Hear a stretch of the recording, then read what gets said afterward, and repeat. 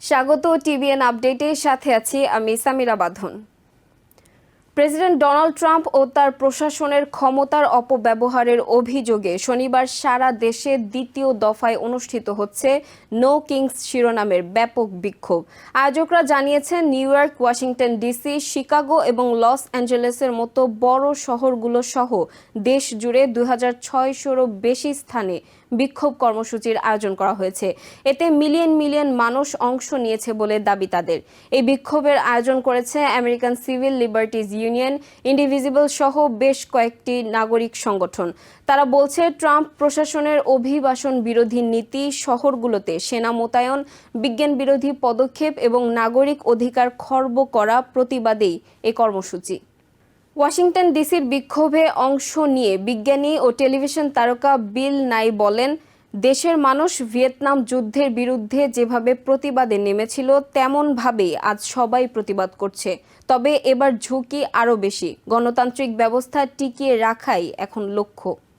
ক্যালিফোর্নিয়ার Democratic senator Adam শিফ বলেন, নীরবতা মানে সম্মতি। শহরগুলোর সামরিকীকরণ ও জাস্টিস ডিপার্টমেন্টকে অপব্যবহারের বিরুদ্ধে এখনই কথা বলা জরুরি। এই বিক্ষোভের প্রতি সমর্থন জানিয়েছেন জেন ফন্ডা, কেরি ওয়াশিংটন, জন লেজেন্ড ও অ্যালান কামিং সহ হলিউডের অনেক জনপ্রিয় তারকা। এদিকে হোম অব দ্য ব্রেভ নামের একটি সংগঠন জানিয়েছে, তারা এসব বিক্ষোভ প্রচারে $1 মিলিয়ন ব্যয় করছে। রিপাবলিকান নেতারা অবশ্য এসব বিক্ষোভকে আমেরিকা বিরোধী আখ্যা দিয়ে সমালোচনা করেছেন। সেনেট মেজরিটি লিডার জন থুনের অভিযোগ, ডেমোক্রেটরা সরকারের চলমান অচলাবস্থা দীর্ঘায়িত করতে চান। এই বিক্ষোভগুলো তারই প্রমাণ। House speaker mic Johnson Trump বিরোধী এই বিক্ষোভকে নাম দিয়েছেন হেইট আমেরিকা র্যালি।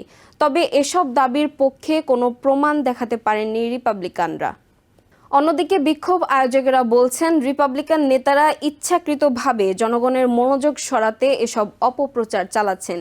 ইন্ডিভিজিবলের সহ পরিচালক লিয়া গ্রিনবার্গ বলেন, নো কিংস নামটাই আসলে আমেরিকার মৌলিক মূল্যবোধের প্রতীক। কোনো রাজা নয়, জনগণই সর্বোচ্চ ক্ষমতার উৎস। বিক্ষোভ ঘিরে বিভিন্ন স্টেট নিরাপত্তা জোরদার করা হয়েছে। টেক্সাসের গভর্নর গ্রেগ অ্যাবট অস্টিনে অতিরিক্ত ন্যাশনাল গার্ড মোতায়েনের নির্দেশ দিয়েছেন, যেটিকে বিরোধীরা দমন নীতি বলে সমালোচনা করছেন। বিশ্লেষকদের মতে এই আন্দোলন আমেরিকার রাজনীতিতে নাগরিক অধিকার ও গণতান্ত্রিক মূল্যবোধ রক্ষার প্রশ্নে নতুন এক অধ্যায়ের সূচনা করেছে। আয়োজকদের দাবি, ক্ষমতাসীনরা যতই চাপ দিক না কেন, নো কিংস আন্দোলন চলবে যতদিন না অবাধ গণতন্ত্র ও নাগরিক স্বাধীনতা নিশ্চিত হয়।